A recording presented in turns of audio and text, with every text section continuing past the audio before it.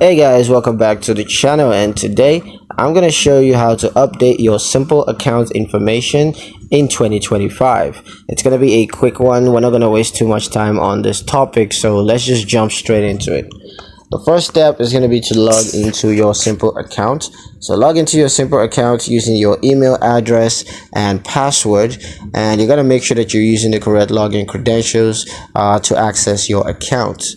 Now once you're logged into your account, click on the account button that's in the top right corner of the page, and then you're going to select account settings from the drop down menu. Now this option is usually listed under the accounts section, so go ahead and select that, and then you're going to update your account's information. You can change your name, you can add your address as well as your phone number. Make sure to enter the correct information to avoid any errors. Now once you're done updating, you can just go ahead and save your changes by clicking save, and then make sure to review your changes carefully before saving, just to make sure that you got everything accurately. And next, you can verify your changes by reviewing the updated information, just to make sure that those changes went through successfully.